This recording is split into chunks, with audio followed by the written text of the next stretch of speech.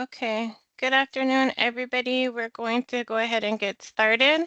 Thank you for joining us this afternoon. Today, we are going to be covering preventing caregiver injury. My name is Christy, and I am a GCAP trainer with San Diego PACE.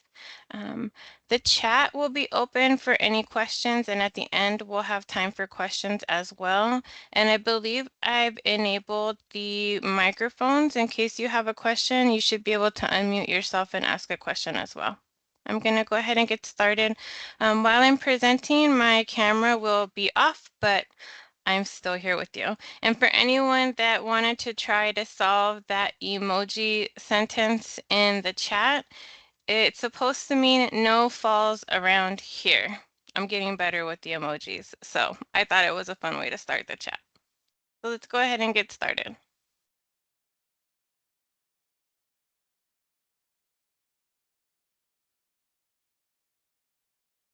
So again, today's presentation is on preventing caregiver injury, and basically who's got your back. A lot of times we have the mindset in caring for others that we often forget about how important it is to care for ourselves and to prevent caregiver injury so that we're able to provide care for others.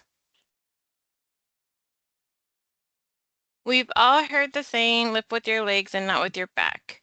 Can any of you think of other ways to prevent injuries? Maybe you guys can write it in the chat, especially in caregiving. Any tips or tricks that you've learned to prevent injuries for yourself?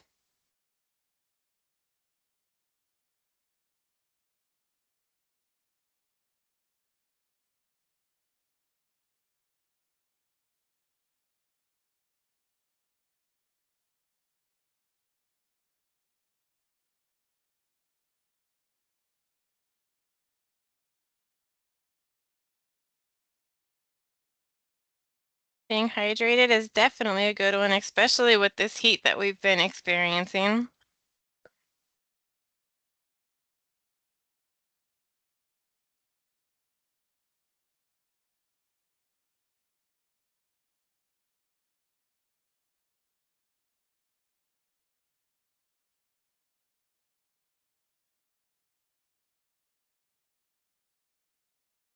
So some of the contents that we're going to go over today in preventing these caregiver injuries, staying focused, obviously, yes, is very good as well.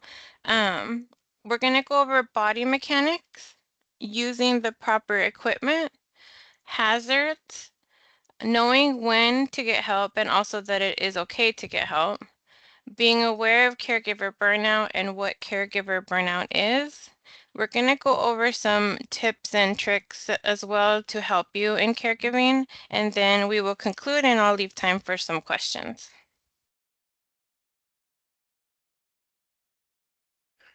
First up is body mechanics. So what's really important with body mechanics is that we maintain good posture.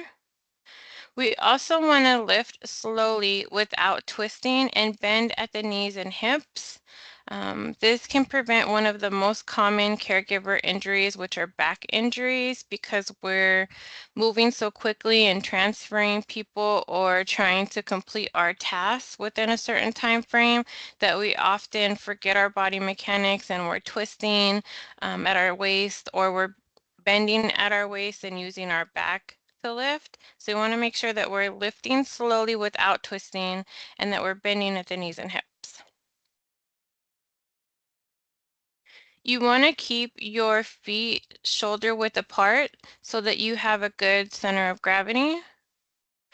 And then also keep the person or object close to you. Another strain that some people can experience is when they're trying to lift something or move someone and they're reaching out or not having that object close to you.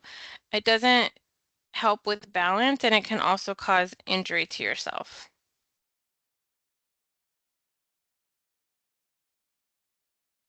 Using the proper equipment. Can anyone put in the chat why it would be important to use proper equipment when it's available?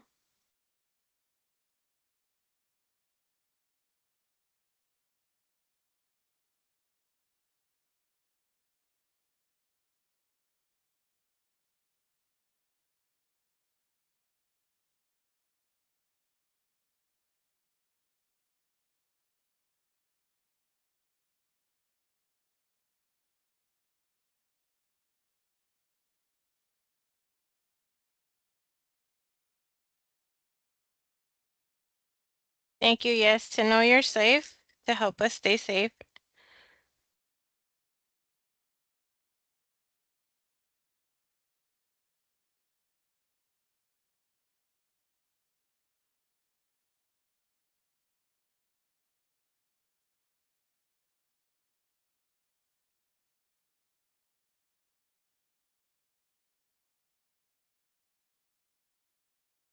I know it's Wednesday. We're trying to make it to the end of the week. But using proper equipment is really important. The most important thing is that we're wearing supportive shoes, not only for us, but also the person that we are taking care of. It's important that we have closed-toed shoes and there's a backing to the shoes. I know sometimes Crocs can be comfortable or slide-on shoes, but you can actually slip out of those, which can create a trip or a fall. Also making sure that your supportive shoes have the non-slip bottoms to them, skid resistant bottoms, and also the proper support, whether you're using insoles or some kind of arch support, that can also help with leg, knee, and back pain, just having the proper support with your shoes. If a person uses a walker or a wheelchair, it's also important that we use this properly and make sure that it's close to us. Again, it will help us in transferring someone from the chair or to the chair, and also making sure that that wheelchair is locked during transfers.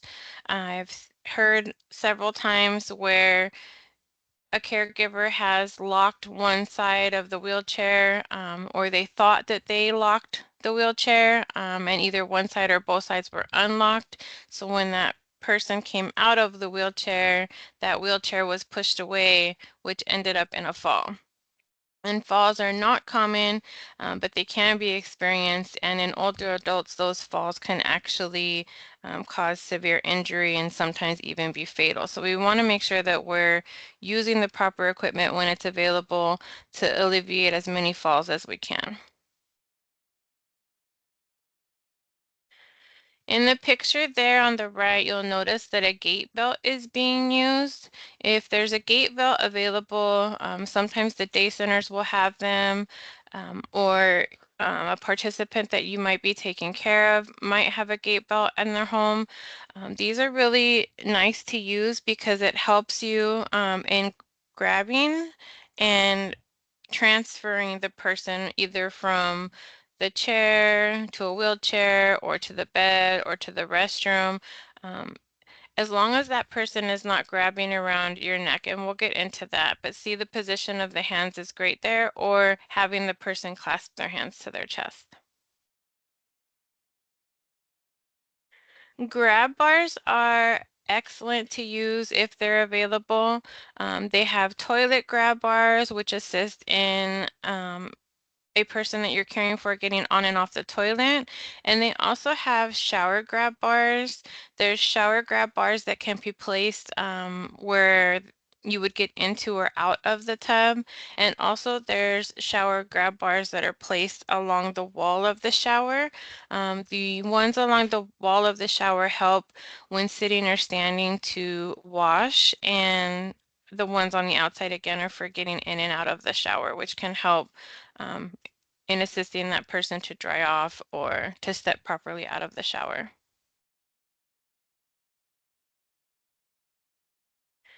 We're going to go over some hazards. This picture in the right, go ahead and put in the chat any hazards that you notice.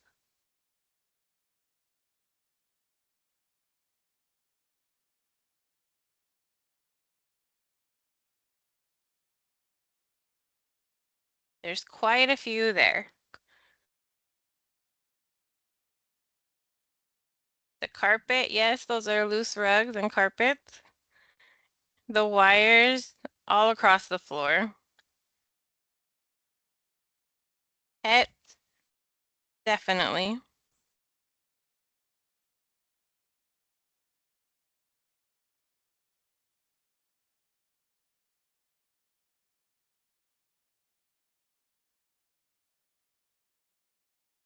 Yes, crowded and clutter.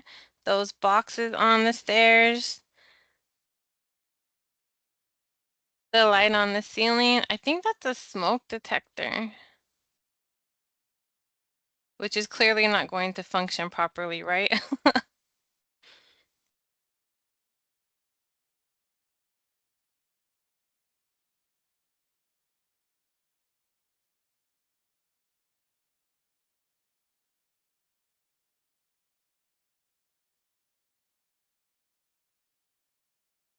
Those cigarettes, especially the one hanging off the side of the table, which is about to trigger a fire. How about that coffee pot that's like brewing over the pot?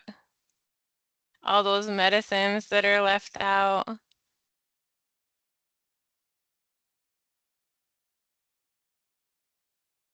Another thing I noticed too, is that the table is kind of far away from the person sitting in the chair.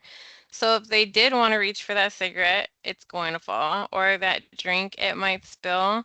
They can also strain themselves twisting around to that table or injure themselves in getting up, which can create a fall. Those are some of the things that I noticed as well in this picture, but those are all really good answers. Thank you. The first thing in hazards that we're going to cover is lighting.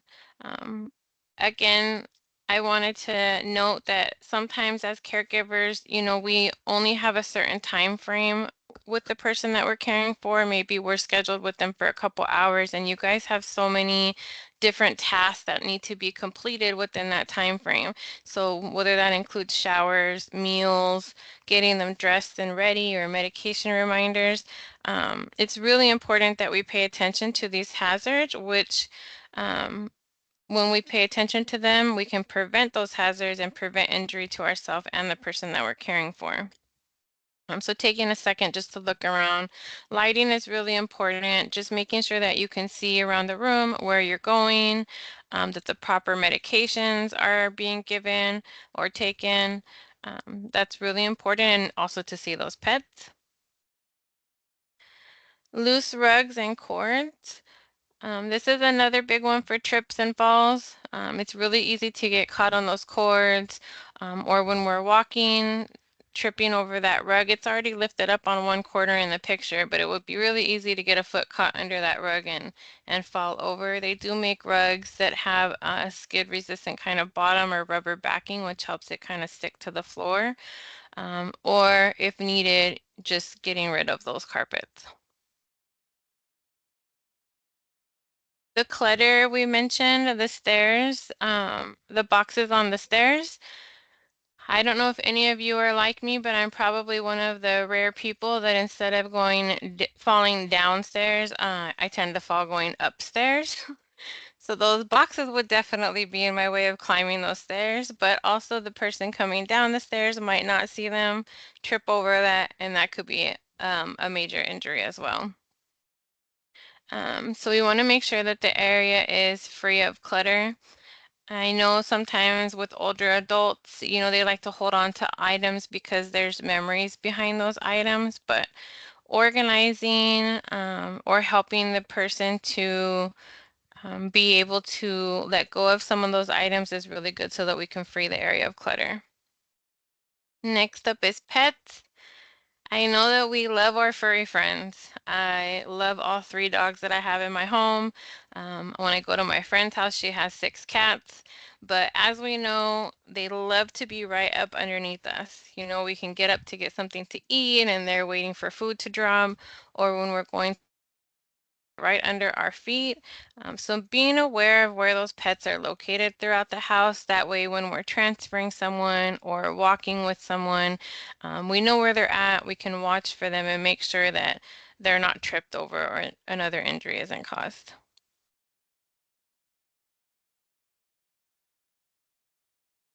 Cleaning spills quickly. Sometimes in the middle of a transfer, something might get spilt, or we might not notice something gets spilt right away. But as soon as we notice it, we want to clean it up. Even though a spill can sometimes dry up and be sticky, it can still cause a slip and a fall. But also not cleaning it up quickly and leaving it there, you might forget it. Go do one of your other tasks for the time being, and then when you come back, you or the person you're caring for might slip and fall. So we want to make sure that as soon as something is spilt that we clean it up. It's really important to know as a caregiver when to get help. It's also really important to know that it's okay to ask for help. I know a lot of times in caring for others, that's our job. We're there to care for them. We want to do as much as we can for them. But it is okay if you're at a point in when you need to ask for help to get the help that you need. Never lift more than you can handle. Always make sure, that the item is not going to cause, or the person is not going to cause strain to yourself, which can also strain or injure the person that you're caring for. So you can ask for help if you need to transfer them, if someone's available. Also, if a person has fallen to the floor, first, if they're falling to the floor, you don't want to catch them. You want to go ahead and assist them in the fall. But if they're down on the floor and they are unable to help you in lifting themselves off the floor, you want to call for help.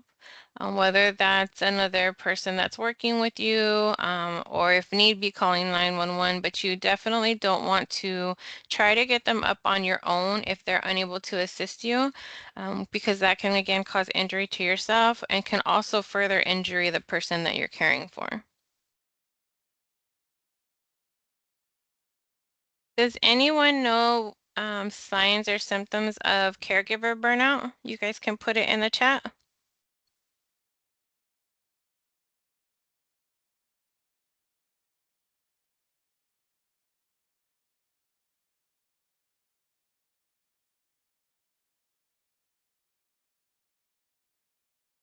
I'll tell you, caregiver burnout would be a state of physical, emotional, and mental exhaustion that can happen when you dedicate time and energy to manage the health and safety of someone else.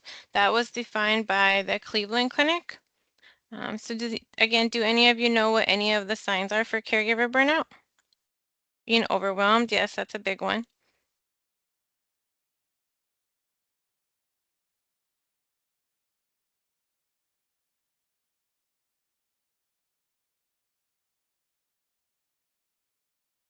Lack of sleep is big. Changes in sleeping patterns also is a sign of caregiver burnout.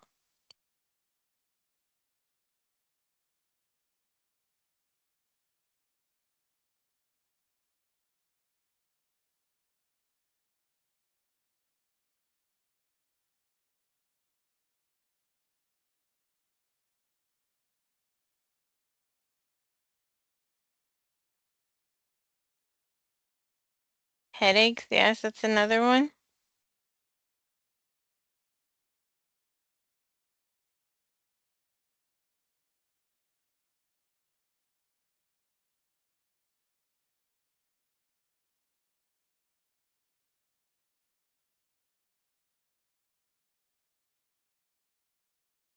Yes, loss of motivation, definitely.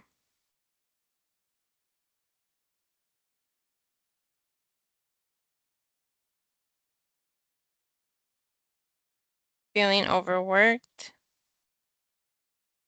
So sometimes with caregiver burnout, we may not even know that we are showing signs of caregiver burnout, but there may be things that our friends or our family or our support group are noticing, and they may be asking you. So if they point out any of the signs that we're about to go over, or you start noticing them yourself, you just want to be aware of how you're feeling so that um, you remain healthy enough to care. Those signs can be feeling overwhelmed. Changes in your mood, becoming easily frustrated, anxious, depressed, and negativity. So for someone who's typically optimistic, positive, kind of sees the light at the end of the tunnel all the time, and lately, they're becoming more negative or they're getting frustrated. They kind of can't see solutions to problems like they used to. Those are definitely signs of caregiver burnout. And as was mentioned in the chat, changes in sleep patterns or a lack of sleep, maybe you're becoming extremely tired for the day, your coffee is no longer working for you, you're noticing the changes in your sleeping pattern, whether is you're sleeping more often or longer than you usually would sleep.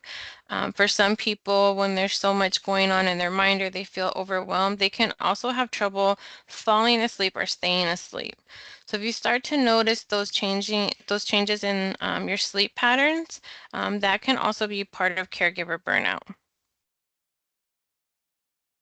A loss of interest. For some people with the hobbies outside of caregiving, they may have social groups that they're involved in. Maybe every Sunday you visit friends and family. Maybe you like to go bowling, read, go to the movies, and you're starting to kind of withdraw for those interests. You're not socializing as often as you used to. That's definitely a sign of caregiver burnout. With caregiver burnout, it's really important that we remember self-care. Going for a walk can help you clear your mind. Maybe just taking a short break, going to get some air, clearing your mind, especially if you're feeling overwhelmed and frustrated. If you're unable to go for a walk, maybe just stepping outside for a second so you can gather your thoughts and take a deep breath. Making sure that we get enough sleep. So again, with the caregiver burnout, we might notice changes in our sleeping pattern. But even in our regular life, some of us are balancing work, maybe even school, family, kids. But we do want to make sure that we're getting enough sleep at night. Finding a support group or connecting with friends and family is also really good for caregivers. The reason for this is because sometimes in feeling overwhelmed or frustrated or overworked, um, some of our daily activities might not be completed as quickly or on time. And when we connect with friends or family, or we have others in our lives that can maybe they'll offer to take on some of those daily activities to help you kind of relieve the feeling of being overwhelmed. They can assist you. Also, the support group or connecting with your friends and family just about what you're going through and the emotions you're experiencing. It lets you get those feelings out so that you're not holding on to them yourself. So it's really important to remember that part of self-care. Another big one is keeping your preventative care appointments. Why do you think it's important for you to keep your own doctor appointments?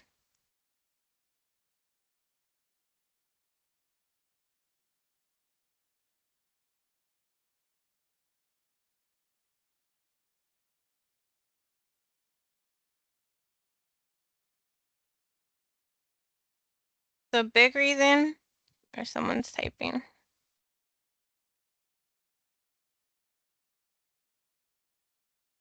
Maintaining good health, yes. So if we're not healthy and we're not taking care of ourselves, how are we going to be able to provide care for somebody else?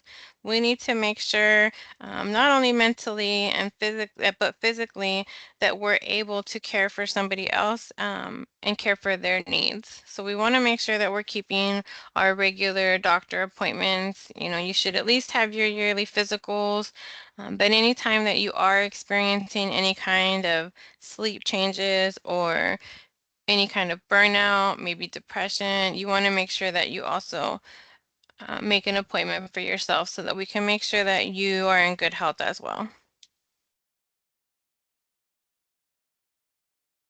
Next, I'm going to go over some tips and tricks for caregivers. So as a caregiver, it's really important to know your limits, both physically and mentally.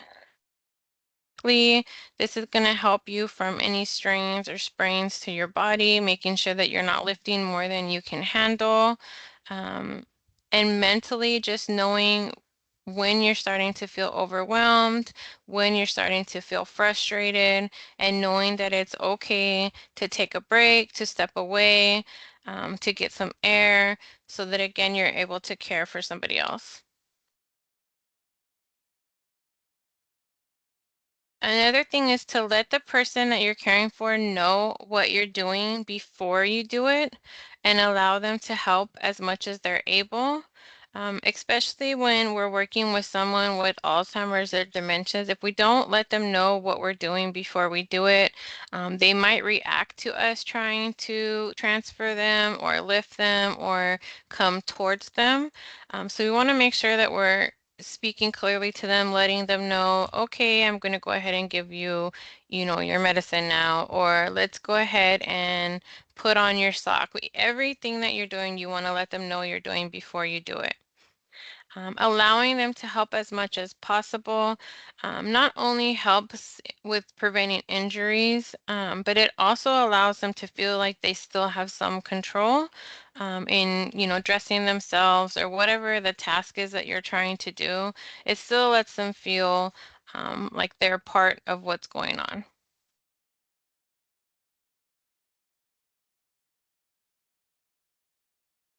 Working at the person's level and speed while checking for pain.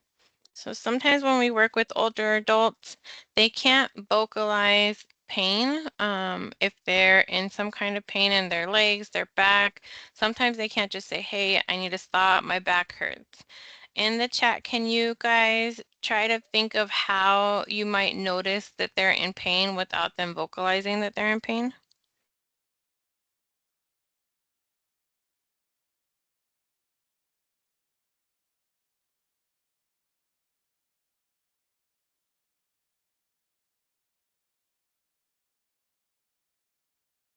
Touching their head?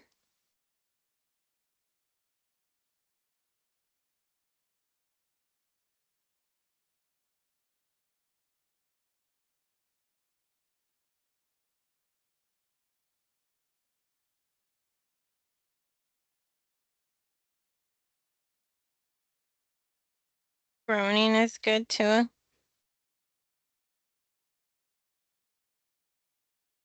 Also with the touching their head, sometimes you'll notice that they kind of rub their head, which can also be a sign of the headaches like you mentioned.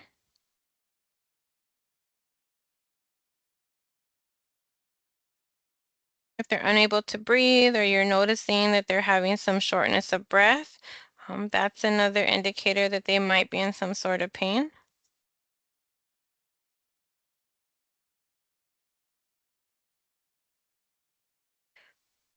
Body language or reaction, yes. So sometimes, like I said, they might not be able to vocalize it, but that touching their head, the groaning, shortness of breath, or their body language or reaction. Maybe when you're transferring them, they kind of wince when you touch something, or you notice that they're favoring one side when you're walking, or they're limping. They might also need to take a break when they're walking. These are all signs that could tell you that something is wrong or they might be experiencing some pain.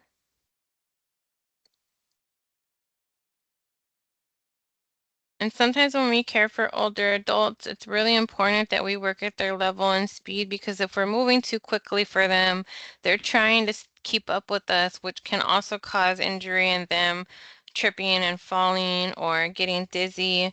So we want to that's why we want to make sure that we're working at their speed and their level rather than them trying to stay up to our level and speed. Even though all those tasks that we need to get done within that time frame, we still want to make sure that we are not rushing through it um, or causing a potential hazard within the environment or injury. So as I mentioned earlier, if the person's unable to assist you during transfers, if you have a gait belt, you can use that. If you don't have the gait belt, you want to make sure that you have them clasp their hands to their chest as you're transferring them, and do not allow the person to wrap their arms around your neck. If they wrap their arms around your neck or they're pulling on you, it can cause a strain for yourself. It can also cause both of you to fall down or the person to fall down or you to fall down. So you want to make sure that they're clasping their hands to their chest and you're able to kind of move them without any kind of tension. And also, about the person falling. When we attempt to catch them in their fall, it can cause more injury to the person that you're caring for. It can also cause us both to fall down again. So basically, you just want to assist them in the fall, whether that's them falling onto the couch or a chair or down to the floor. You just want to kind of help them in their fall so that the fall is not as hard. Maybe you're able to prevent them from, hitting their head, but definitely do not catch the.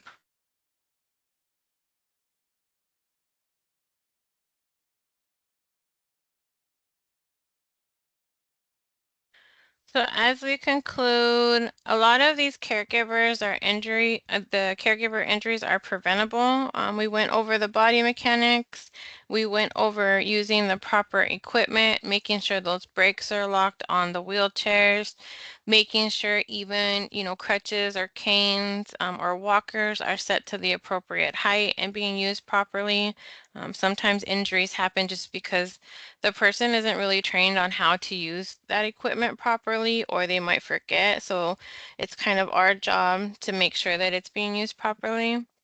We also went over the signs for caregiver burnout and how to be aware of those signs, getting support from our family and friends, remembering our self-care, and also maintaining our own preventative care appointments so that we're healthy and able to care for others. So in practicing these tips and tricks, you're able to prevent a lot of those caregiver injuries, especially those back injuries that are common with caregivers. That basically wraps up the presentation part. If you have any questions, we can go ahead and put them in the chat. I know we're finishing a little bit early. You'll still get credit for the full hour. I'll be adding more material to this presentation, but like I said, you'll still get credit for the full hour. I just want to make sure that if you have any questions, I can answer those while I'm still with you.